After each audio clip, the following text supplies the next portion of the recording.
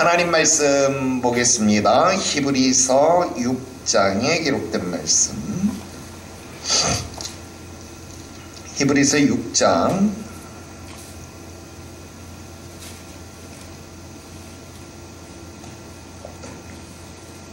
1절부터 8절까지 기록된 말씀. 히브리서 6장 1절부터 8절 우리 함께 한 목소리로 합독합니다. 읽어요. 시작.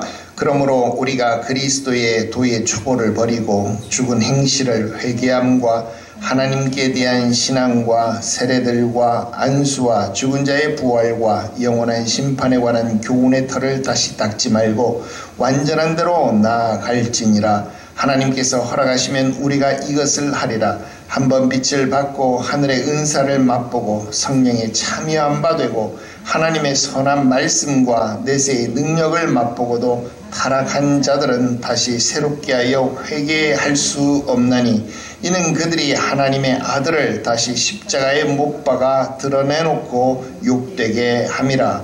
땅이 그 위에 자주 내리는 비를 흡수하여 밭가는 자들이 쓰기에 합당한 채소를 내면 하나님께 복을 받고 만일 가시와 엉겅퀴를 내면 버림을 당하고 저주함에 가까워 그 마지막은 불사름이 되리라. 아멘. 할렐루야. 오늘 계속해서 철로역정 강독 해설 24번째 시간이 되겠습니다.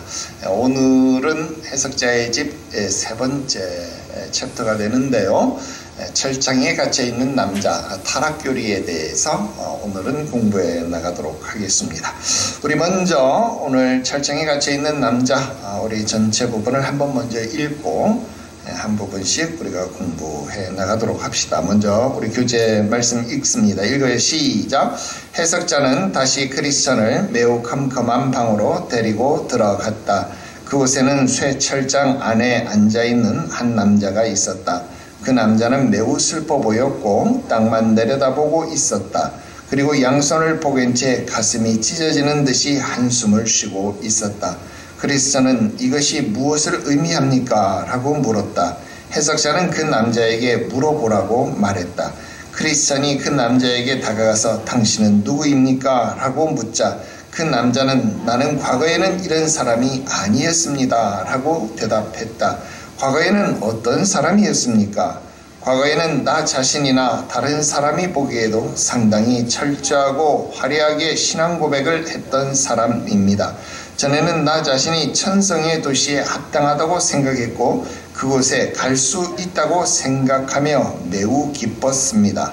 그런데 지금은 어떻게 된 것입니까?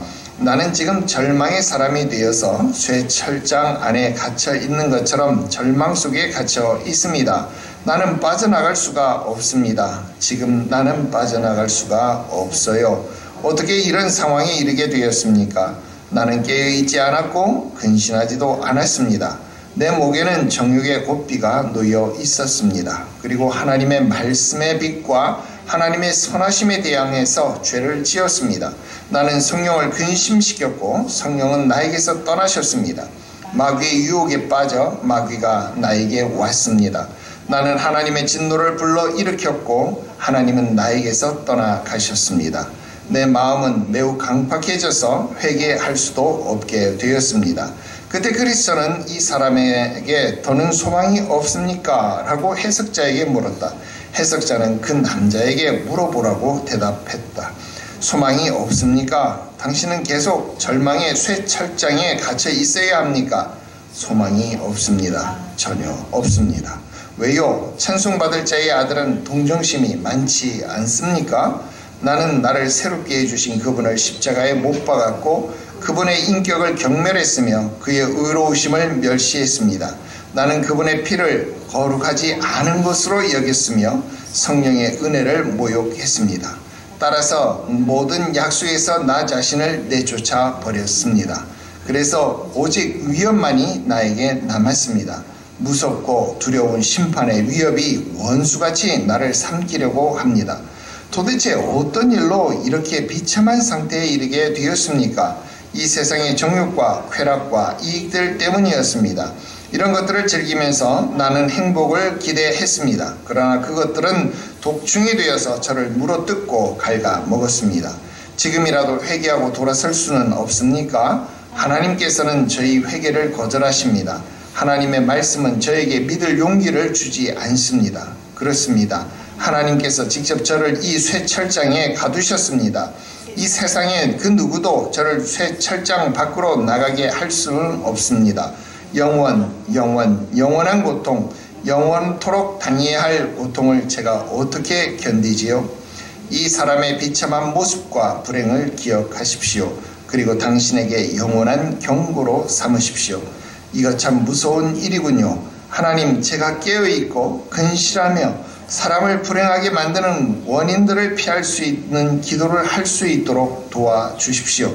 선생님, 이제 제 갈 길로 떠나야 할 시간이 아닙니까? 잠깐만 기다리시오. 하나를 더 보여줄 터이니 본 후에 떠나시오.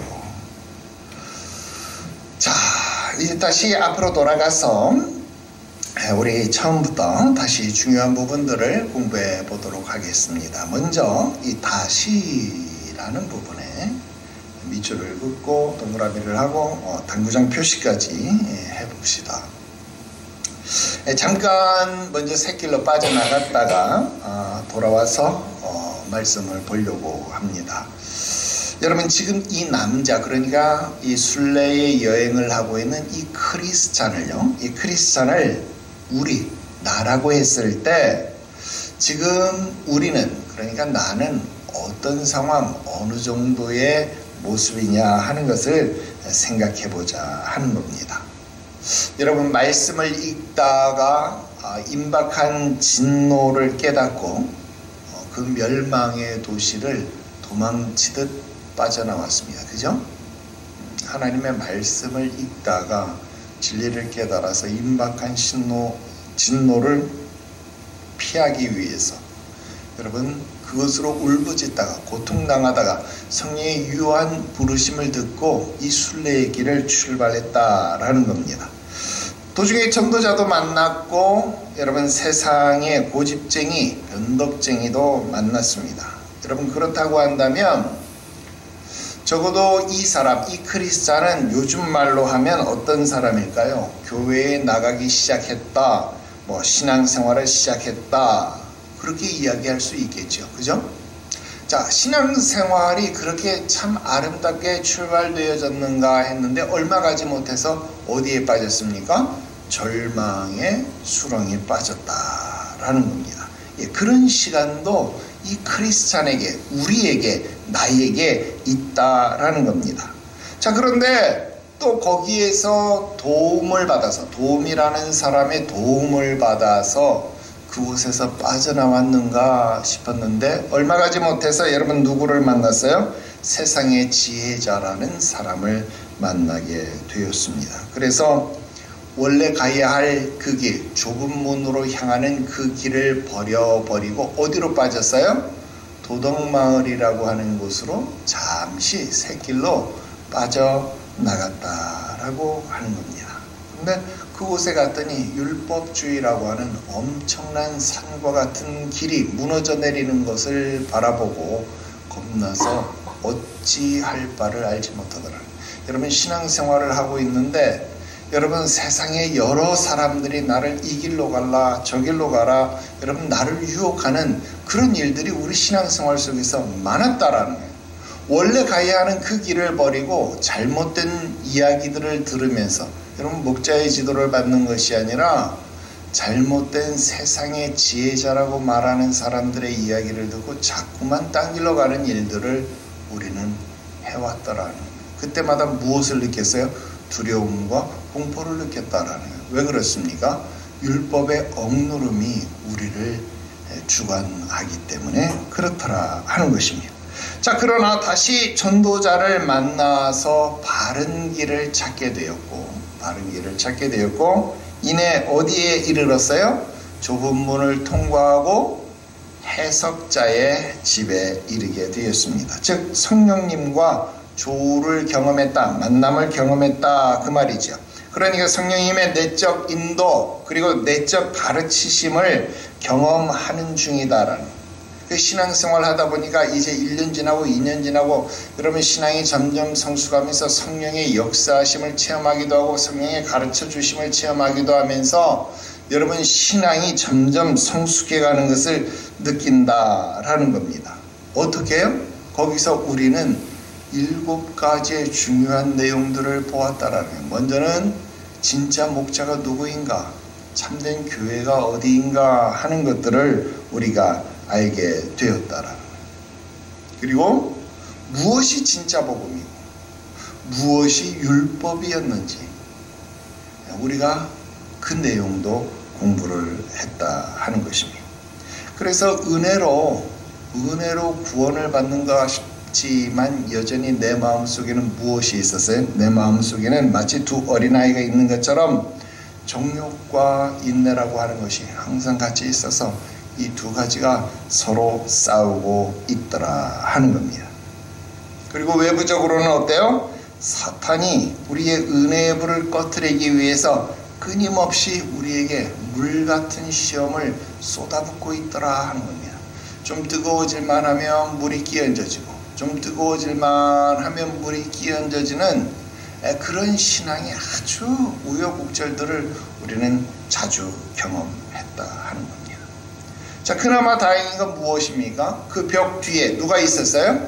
우리에게 아무도 모르게 끊임없이 은혜의 기름을 쏟아붓고 계시는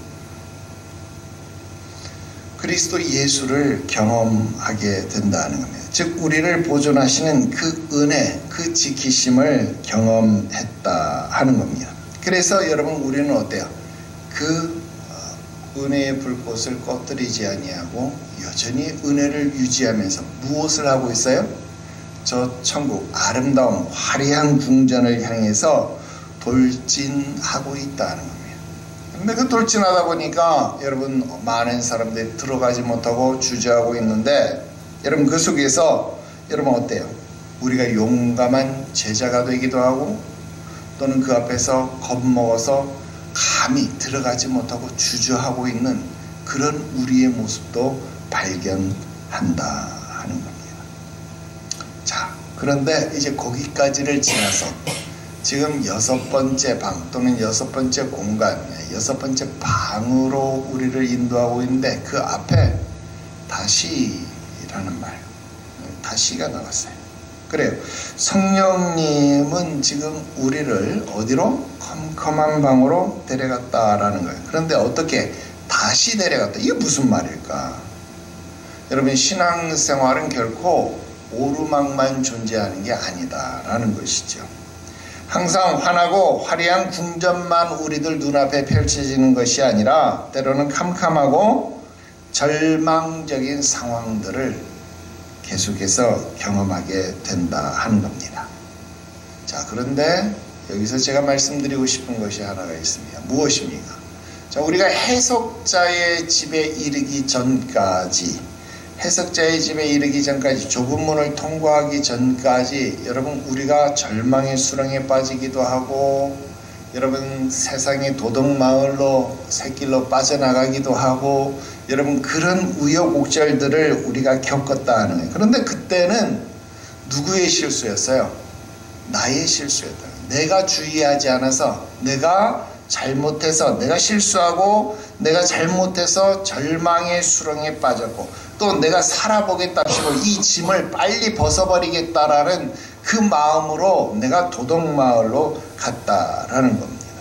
그런데 지금 좁은 문을 통과한 이후 내가 해석자의 집에 이르른 이후에는 여러분 비록 내가 화려한 궁전도 보지만 지금 다시 컴컴한 방도 보는 거예요.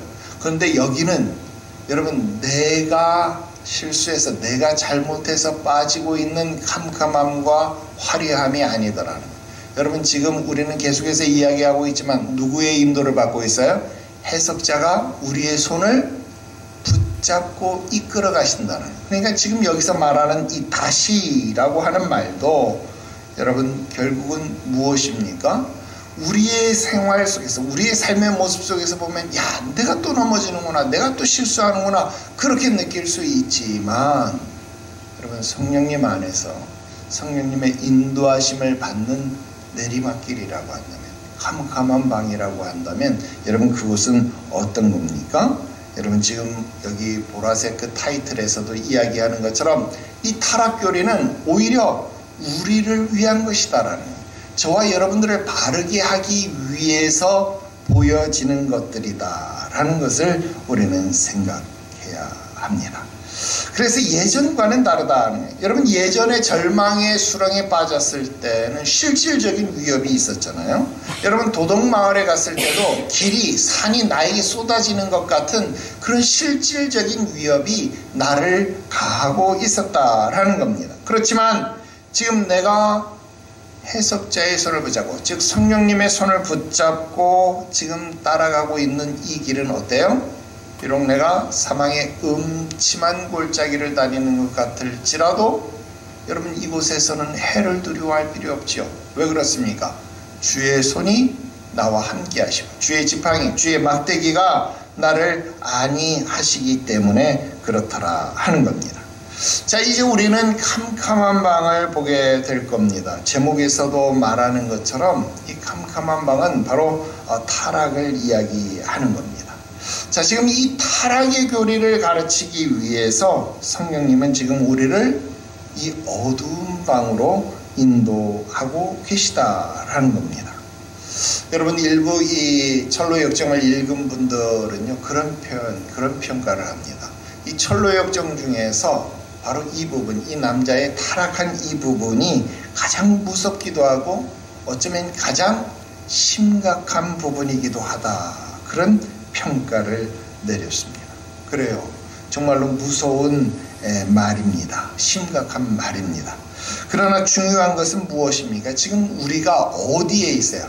그냥 컴컴한 방에 있다 그렇게 말하지 말고 지금 컴컴한 방이 어디에 있는 거예요? 해석자의 집에 있다라고 하는 겁니다. 여러분 그것을 잊지 말아야 된다 하는 겁니다. 즉 성령님 안에 있다라고 하는 이 사실이 매우 중요하다라는 겁니다. 여러분 그것을 잊지만 않는다면 괜찮습니다. 여러분 지금 우리가 배워야 할 이 타락의 교리, 배교의 교리는요, 우리가 앞에서 바로 전에 공부했던 그리스도의 보존하시는 은혜와 모순되는 것처럼 보이기도 해요. 왜? 여러분 사단이 끊임없이 우리를 넘어뜨리려고 할 때 그리스도는 우리를 보존하기 위해서 끊임없이 은혜의 기름을 쏟아붓고 계시다라는 거, 우리를 지키시기 위해서 그러고 계시다라는 것을 깨달았다라는 거예요. 그런데 지금 보니까 그랬던 우리였는 것 같은데 어떤 사람의 타락한 광경을 바로 이곳에서 목격하고 있다 하는 겁니다. 그래서 이것이 어쩌면 왜 예수님께서 그 기름 부으심을 계속 부어주면 이 사람은 결국 타락할 수가 없을 터인데 왜 이 사람은 타락했을까? 여러분 그렇게 생각할 수 있어요. 그러니까 이게 상충되는 교리처럼 보일 수 있는데 전혀 상충되는 것이 아니고요. 오히려 이 타락의 교리는 우리에게 주의를, 경고를 주는 가르침이기 때문에 보존하시는 은혜를 더 새롭게 하는, 더 온전하게 가르쳐주는 보조수단이 된다라는 겁니다. 그래서 여러분 오늘 우리가 이것을 더 잘 배우면 배울수록 이 일을 통해서 우리를 지키시고 보존하시는 그리스도의 은혜를 더 깊이 깨닫게 된다 하는 겁니다. 자, 그것이 첫 번째 목적이고요. 두 번째 또 다른 목적이 있다라고 한다면 여러분 이 타락의 교리를 배우는 것은요, 어떻게 사람들이 타락할 수 있는가, 또 교회 안에서 그렇게 타락한 사람들의 모습을 우리는 어떻게 이해해야 되는가라는 그런 질문에 해답을 준다 하는 겁니다. 즉 교회 안에서 우리가 은혜를 받은 사람처럼 보이지만 나중에 보니까 은혜를 받은 사람이 아닌 오히려 타락한 사람이었다라고 결론 내려지는 그 사람들, 그 위선자에 대한 교리가 되어지겠다라는 겁니다. 그래서 타락의 교리는 여러분 일시적인 이 믿음을 가지고 있다가 다시 그리스도가 없는 상태로 돌아가는 그런 사람들에 대한 설명, 그렇게 이야기를 해볼 수 있겠다라는 겁니다. 여러분 성경의 열매를 보고 그 나무를 판단할 것이다 라고 이야기를 했잖아요. 그렇다고 한다면 우리가 열매 또는 어떤 결과를 통해서 그 사람의 믿음의 여부를 판단한다 라고 말하면, 여러분 지금 이 타락한 사람들이 가지고 있었던, 이 타락에서 쇠철장 속에 갇혀있는 이 사람이 가지고 있었던 믿음의 모습은 어떤 믿음입니까? 진짜 믿음이 아니라 가짜 믿음, 가짜 믿음, 잘못되어진 믿음이었다라는 것을, 일시적인 믿음이었다라는 것을 우리가 생각해 볼 수 있겠다는 겁니다. 그래서 지금 제가 이 다시라는 말을 쓰고 여러분 보라색 박스 안에 들어있는 그 제목의 내용들을 여러분들에게 오히려 더 길게 풀어서 설명한 것이다 정도로 생각하면 되겠습니다.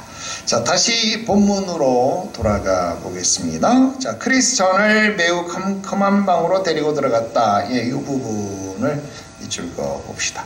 자, 성령님은 우리를요, 악으로 또는 실패로, 죄악으로 여러분 결코 인도하시는 분이 아니죠. 여기 컴컴한 방으로 인도했다 그래서 그 컴컴함이 죄악이다, 실패다, 여러분 그렇게 평가할 수는 없다라는 겁니다. 아까 앞에서도 이야기했지만 이 인도하심은 지금 우리에게 무엇을 가르쳐 주기 위해서예요? 진짜 믿음이 무엇인지, 가짜 믿음이 무엇인지를 오히려 보여주기 위함이다라는 거예요. 여러분 빛을 인식하기 위해서는 무엇이 있어야 되는 거예요? 어두움이 있어야 되는 거죠. 여러분 캄캄한 밤에 작은 성냥불 하나만 켜도 여러분 빛의 존재를 깨달을 수 있는 것처럼, 여러분 이러한 타락의 모습을 깨닫게 되어지면, 타락의 모습을 온전히 이해하게 되면 우리가 가지고 있는 믿음의 진가를 바르게 알 수 있다라고 하는 것입니다. 그래서 우리가 앞에서 배웠던 그리스도의 보존, 은혜의 보존 교리와 이 타락의 교리는 배치되는 교리가 아니다. 오히려 우리를 더 안전하게 만들어가는 것이다 라고 하는 것 참고하시면 되겠습니다. 자, 밑으로 내려가 봅시다. 해석자는 그 남자에게 물어보라고 말했다. 자, 왜 이게 무슨 의미입니까? 크리스찬이 물었을 때 여러분 해석자가 뭐라고 말해요? 그 남자에게 물어보래요. 성령님이 직접 우리에게 가르쳐 주는 것이 아니라 그 남자에게 물어보라, 그렇게 말씀하고 있습니다. 자, 여기서 우리가 살펴봐야 될 것은요, 두 가지가 있습니다. 하나는 그 남자라는 표현입니다. 여러분 그 남자.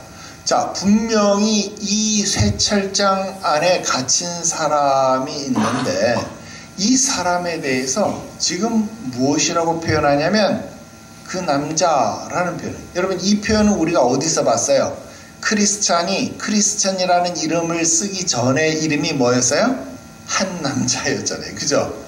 여러분 즉 구원받기 이전의 상태의 사람, 구원을 받지 못했음을 이야기하는 표현이 그 남자다라는 거예요. 왜 그래요? 여러분 구원받는 사람은 당연히 생명책에 그 이름이 기록되어진 사람이죠. 그러니까 당연히 이름이 있을 터인데 지금 이름이 없기 때문에 그 사람을 그 남자라고 이야기를 하고 있습니다. 자, 이 남자는 어떤 사람이에요? 자기가 하는 이야기 보니까 신앙생활을 하고 교회도 다녔지만 여러분 진짜 구원을 사모한 적도 없는 사람이고 구원에 이른 적도 없는 사람입니다. 그러니까 여러분 어때요? 이름이 없고 그 남자가 되어졌다 하는 겁니다. 자, 이게 하나고요. 다른 하나는 뭡니까? 아까 이야기했지만 성령님이 지금 직접 가르쳐 주어도 되는데 이건 무엇을 의미합니까? 라고 했을 때 그것은 타락을 의미하는 거야. 이렇게 가르쳐 줘도 되는데 해석자가 지금 누구에게 물어보라는 거예요? 그 남자에게 물어보라, 그렇게 말합니다. 무슨 말일까요? 때로는 우리 스스로가 답을 찾아야 할 때도 있다 하는 겁니다. 그렇다고 해서 여러분 그 답이 무슨 수학 문제처럼 여러분 어려운 문제가 아니더라 하는 겁니다. 여러분 꼭 찍어 먹어보지 않아도 그것이 똥인지 된장인지 우리는 분명히 구분할 수 있습니다. 마찬가지로 교회 안에서 누가 가르쳐 주지 않아도요, 충분히 내가 분별할 수 있는 것이 있다 하는 겁니다. 무엇이 참인지 무엇이 거짓인지를 구분해낼 수 있다 하는 겁니다. 무엇이 의로움인지 무엇이 불의함인지를 충분히 구분해낼 수 있다는 겁니다. 그러므로 거짓과 외식함에 속지 말아야 합니다. 그리고 누구를 경계해야 하고 누구를 따라야 할 것인지도 내가 판단할 수 있어야 되겠다 하는 겁니다. 그래서 네가 직접 물어봐, 그렇게 말씀하고 있습니다. 자, 한편 이 크리스찬은 이 남자의 대답으로 그 이유를 알게 되었잖아요. 뒤에 보면 이 남자가 나는 예전에 그런 사람이 아니었습니다는 쭉 이야기를 하잖아요. 자, 여러분 신앙생활에서 간증의 역할은요, 이래서 중요합니다.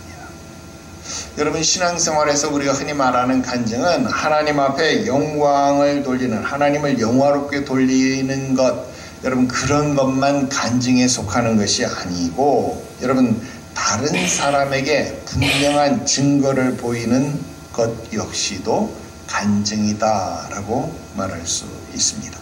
그러므로 우리는요, 신앙생활하면서 간증을 생활화하는 삶을 살아야 합니다. 이제 우리 또 좀 있으면 이제 숙련감사 예배가 다가옵니다. 여러분 숙련감사 예배 때 간증하는 일을 힘들어하면 안 돼요. 여러분 간증은 나 앞에 일어났던 하나님의 은혜와 역사를 찬송하고 감사하는 고백일 뿐만 아니라 또 때로는 어떻습니까? 나의 허물과 나의 죄를 자백하는 것, 여러분 이건 역시도요 중요한 간증입니다. 그래서 야고보서 말씀에 보면 너희가 서로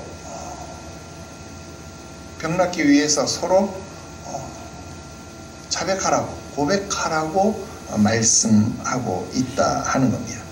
여러분 이런 모습들, 하나님을 높이는 것뿐만 아니라 나의 허물을 드러내는 것 역시도 여러분 충분히 간증으로서의 역할을 한다는 거예요. 그래서 사람이 마음으로 믿고 입으로 시인해서 구원에 이르는 것이요, 여러분 신앙생활 속에서 우리가 시인하는 것은 정말로 중요하다라는 겁니다. 여러분 남녀간의 사랑에 있어서도 사랑의 마음 알지요. 그러나 그것이 표현되어질 때 또 다른 가치를 발휘하는 것처럼 신앙생활 속에서도 나에게 주어진 은혜를 내가 하나님 앞에 표현할 때 그것은 또 다른 가치를 가지게 된다라는 것, 여러분 꼭 기억해야 합니다.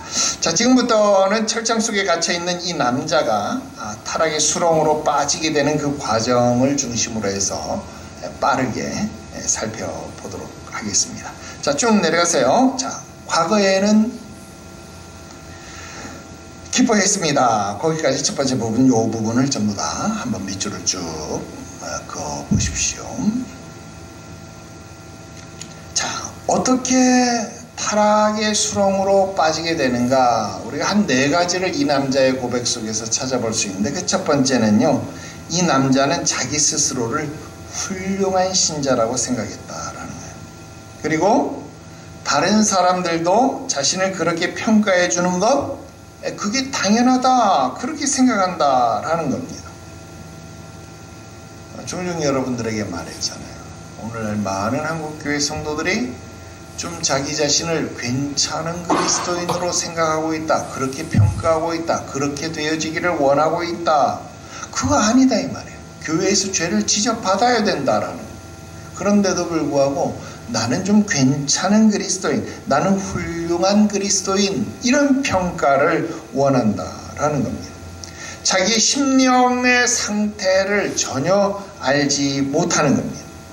그래서 자기 정도의 신앙생활의 수준 정도면 다 되었다라고 생각하는, 마치 그 옛날 예수님 시절에 바리새인들이 뭐라고 이야기합니까? 하나님, 나는 저 세리와 같지 않음을 감사합니다. 나는 정한 11조를 드려요. 일주일에 2번씩 금식을 해요. 고아와 과부를 돌아보는 그런 구제를 행합니다. 여러분 이것을요 아주 자랑스럽게 하나님 앞에 내세우고 있더라 하는 겁니다. 자기 정도 신앙생활 하면 내가 11조 하고 있고 내가 주일 성수하고 있고 내가 이 정도 하면, 내가 이 정도 교회에서 봉사하면, 내가 이 정도 교회에서 헌신하면 나는 꽤 괜찮은 그리스도인이다. 그렇게 자기를 높이 평가한다 하는 겁니다. 여러분, 한국교회 성도들이 바로 이런 고질병에 걸려있다. 그런데 성경 고린도전서 10장 12절에 뭐라고 말합니까? 그런즉 선줄로 생각하는 자는 넘어질까 주의하라. 그렇게 이야기하죠. 그렇습니다. 여러분, 오늘날 은혜를 받은 사람은 늘 삼가 자기를 살피고 자기를 주의하는 사람입니다. 자기가 조금 높아졌다고, 자기가 좀 무엇인가를 이루었다고 그것을 자랑하고 떠벌리는 것이 아니라 그럴 때마다 오히려 자기를 살피고 주의하는 사람이다. 그런데 오늘 이 남자는 어떤 사람이었습니까? 그것을 하지 못했다라네요. 자기에게 은혜가 있고 자기에게 말씀의 비침이 있을 때 나 그 말씀 보니까 나는 꽤 괜찮은 그리스도인 같아. 나는 잘하고 있어. 이런 착각 속에 빠져 있더라 하는 겁니다.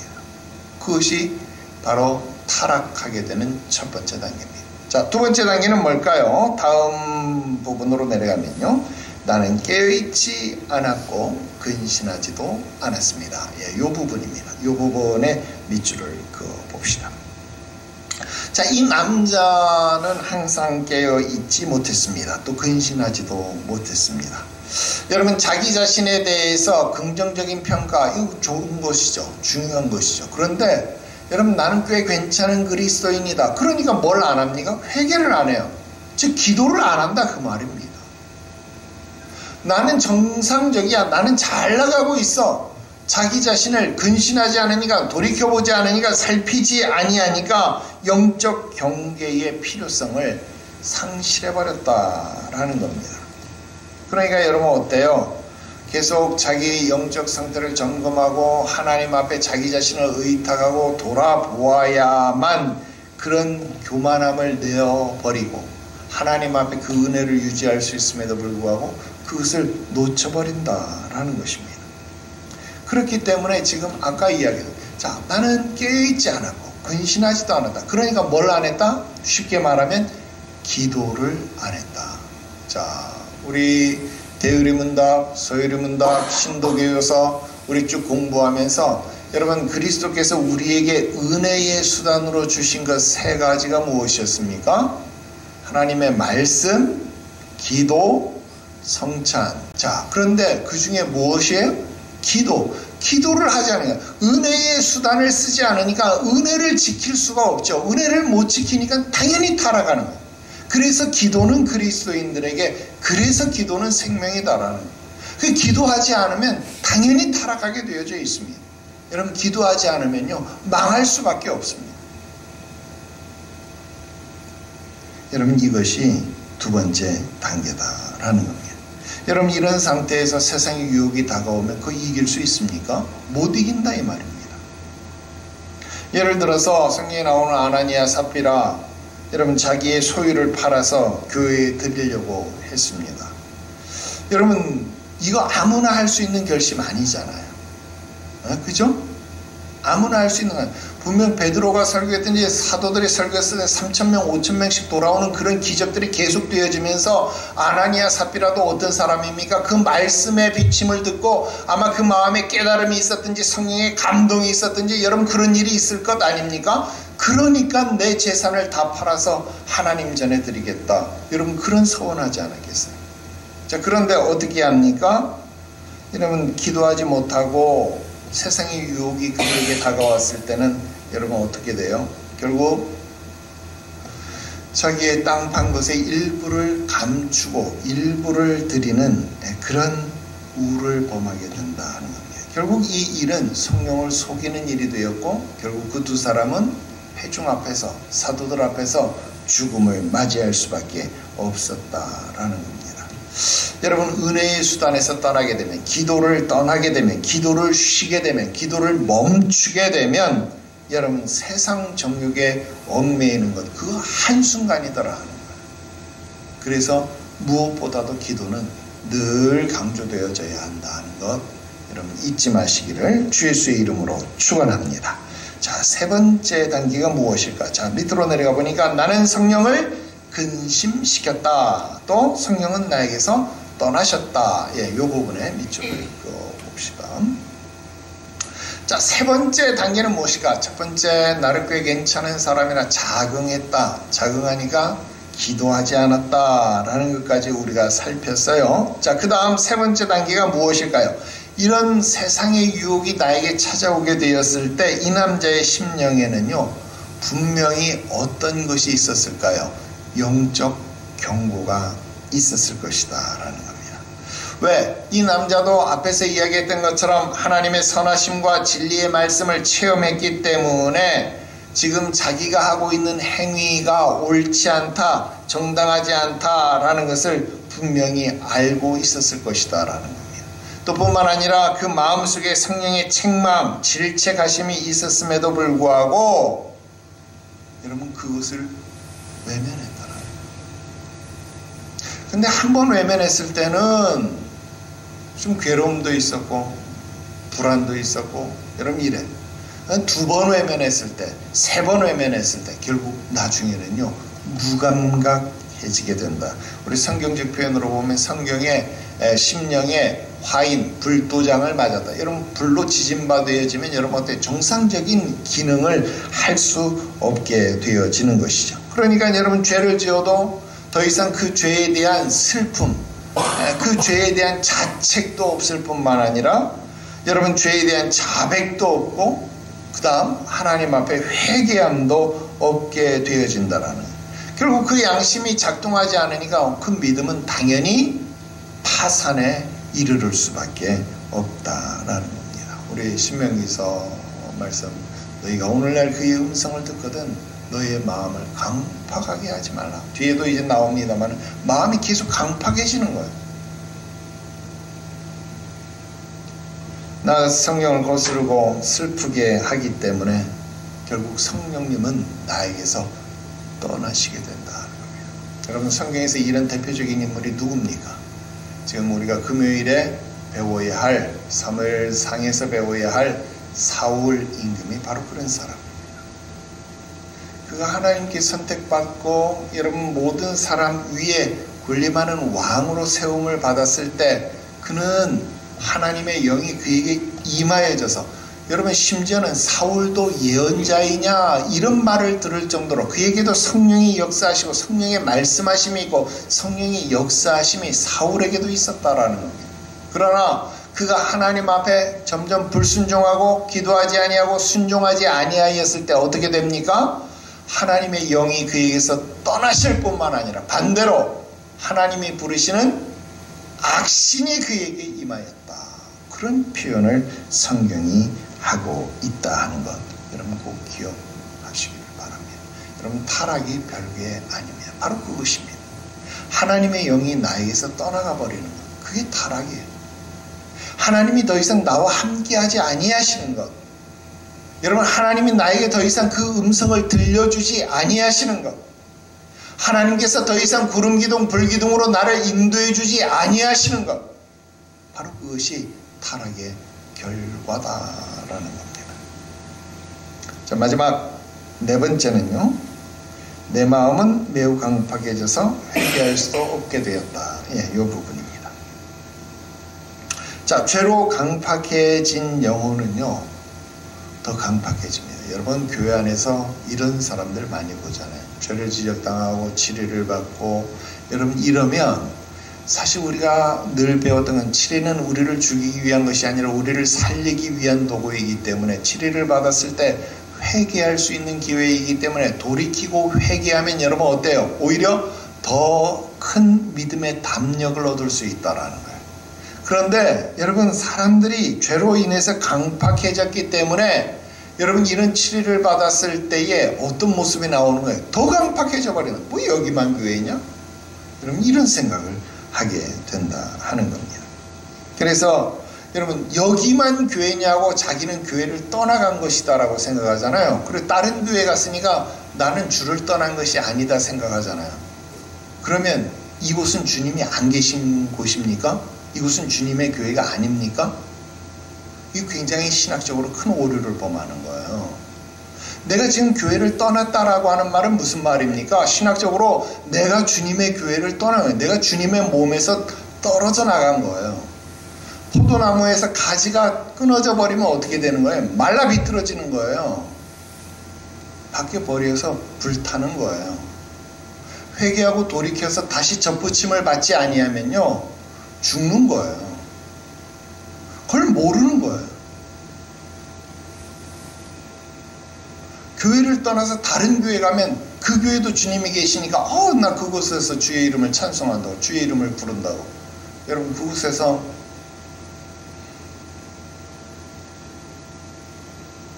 노코멘트. 그러나 여러분, 결국 이러한 모습들이요, 예수님의 인격을 경멸하는 결과가 되는 겁니다. 또 예수의 피를 부정한 것으로 여기게 되는 거예요. 그래서 성령을 욕되게 하는 결과가 되고 해방하는 결과. 그래서 교회를 떠나면서 여러분, 교회가 성도들이 상처받지 아니한 것을 여러분 한 번이라도 보셨나요?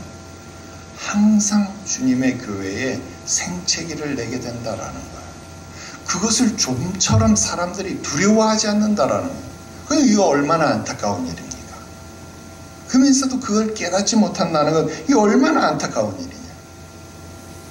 회개하고 돌이키면 좋은데 회개하지 못한다라는 거예요.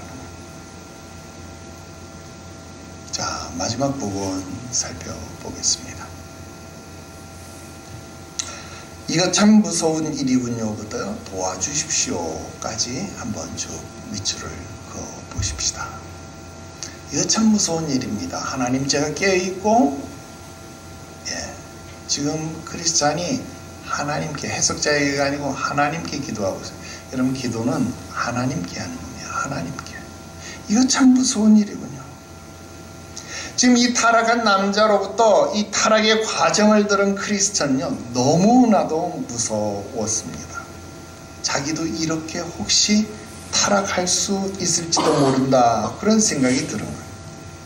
그래서 크리스찬은 하나님을 향해서 늘 깨어서 기도할 수 있도록 도와달라고 부르짖고 있습니다. 이 장면이 지금 가장 중요한 장면이다. 난 그렇게 말하고 싶어요. 여러분, 앞에서 이 타락의 교리 누구든 빠질 수 있습니다. 누구든 쇠창살에 갇힐 수 있다라는 겁니다. 그렇게 되지 않기 위해서 어떻게 해야 합니까? 늘 깨어 기도해야 한다는 거예요. 근데 늘 깨어 기도할 수 있도록 도와달라고 또 기도하고 있는 거예요. 기도를 위해서 기도하고 있다라는 거예요. 굉장히 지금 중요한 모습을 우리에게 보여줍니다. 여러분, 바로 이 장면이, 이 타락의 교리가요, 우리 참 성도들에게 견인, 이끌어주심, 책임져 주심의 수단이 된다라는 것을 보여주고 있습니다. 그래서 이런 타락의 가르침은 참 성도들에게 순례의 길에서 교만하지 아니하고 자기의 영적 상태를 돌아보도록 합니다. 그리고 항상 주의 은혜를 사모하고 의지하며 가도록, 더욱 깨어서 기도하도록 우리를 주님 앞에 이끌어가는 그런 역할을 하고 있다. 그래서 이게 소중한 것이다. 그래서 이게 중요한 것이다. 여러분들에게 강조해 드립니다. 이제 말씀을 마치려고 합니다. 여러분, 타락의 교리는 교리라고 이름 붙여서 거창해 보이지만 그냥 사람이 타락해져 가는 그 과정을 우리가 잠깐 살펴본 것에 지나지 않습니다. 그런데 여러분, 거기에서 굉장히 중요한 것들이 있더라 하는 겁니다.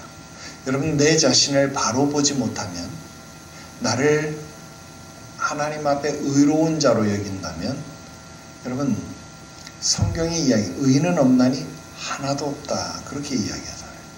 오늘 하나님 앞에 꽤 괜찮은 그리스도인은 없습니다. 오늘 우리는 주의 은혜가 아니면 나는 한순간도 살 수 없습니다 라고 고백을 해야 합니다. 왜? 사단이 끊임없이 우리에게 무엇을 붓고 있어요? 물을 붓고 있기 때문에 그렇습니다. 그러니 그리스도 예수께서 우리를 보존하시기 위해서 그 은혜로 우리를 붙잡아 주시는, 그 은혜의 기름을, 성령의 기름을 부어주시는 그 일이 없이는 우리에게 은혜의 불꽃이 여러분 보존되어지지 못한다라는 겁니다. 여러분, 그 은혜의 불꽃을 지키기 위해서라도 기도에 힘쓸 수 있게 되시기를 바랍니다. 여러분, 2025년도 귀로만 듣던 하나님 눈으로 체험하는 하나님 되기를 원합니까? 그 유일한 방법이 무엇이냐면 바로 기도입니다. 오직 기도 이외에 다른 것으로는 이러한 유가 너희에게 나갈 수 없느니라. 여러분, 기도해야 합니다. 여러분, 기도 이외에 다른 것으로 하나님의 은혜를 체험할 수 있는 방법이 없습니다. 여러분, 기도의 능력을 체험하십시오. 이미 여러분들은 기도의 능력이, 기도는 참 힘이 세다라는 것, 그래도 기도는 힘이 세다라는 것, 여러분이 이미 배워서 알고 있습니다. 여러분, 믿음의 선진들이 그 행했던 기도를 하나하나 실천함으로 2025년도 기도의 능력으로 하나님 앞에 온전한 은혜를 받는 믿음의 주인공들이 되시기를 주 예수의 이름으로 축원합니다. 기도 드립시다. 거룩하신 하나님 아버지의 은혜를 감사합니다. 주의 말씀이, 주의 은혜가, 주의 사랑이 늘 우리 가운데 함께 있기를 원합니다. 우리 자신을 바르게 볼 수 있도록 주의 성령의 은혜의 빛을 비춰 주옵시고, 우리가 자긍하고 넘어지지 아니하도록 늘 깨어 기도할 수 있게 하시옵소서. 이 무서운 일, 이 안타까운 일이 우리 가운데 일어남이 없도록 하나님 우리를 지켜주옵소서. 우리를 붙잡아 주시옵소서. 우리를 보존하시고 이끌어 가시는 그리스도의 넘치는 은혜와 사랑을 경험하게 하시옵소서. 거룩하신 예수님의 이름으로 기도드리옵나이다. 아멘.